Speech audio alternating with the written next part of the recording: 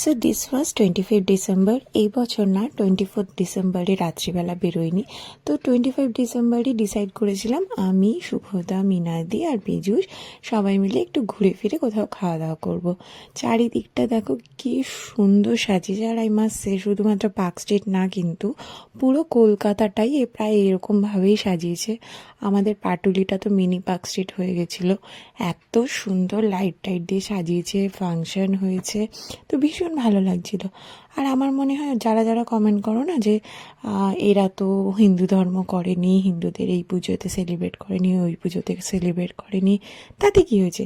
তোমার যদি মনে হয় যে তোমার ভালো লাগছে, তুমি সেলিব্রেট করবে, তাই তুমি সব কিছু সেলিব্রেট করতে পারো, সে ক্রিসমাসই হোক বা ঈদই হোক।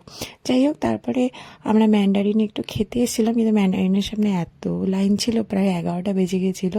তো সেখান থেকে একটু হেঁটে এসে দেখলাম এই নিউলি ওপেন রেস্টুরেন্ট কাম বারটা।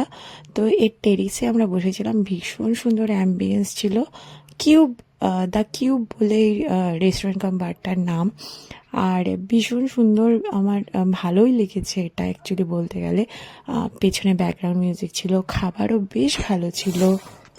সো এক কথায় আমার দিনটা কিন্তু ভীষণ ভালো কেটেছে। আর তোমরাও যদি এরকম একটা এক্সপিরিয়েন্স করতে চাও, এদের কিন্তু ফ্যামিলি ডাইনিং, বার প্লাস এরকম রুফটপ সবই আছে একই বিল্ডিংয়ে। তো এই কিউবে তোমরা একবার ভিজিট করতেই পারো, বেশ ভালো লেগেছে আমার। আর তোমরা যদি এরকম আরও ভিডিও পেতে চাও, অনেস্ট রিভিউ পেতে চাও, প্লিজ আমার চ্যানেলটাকে একটু সাবস্ক্রাইব করে নিও।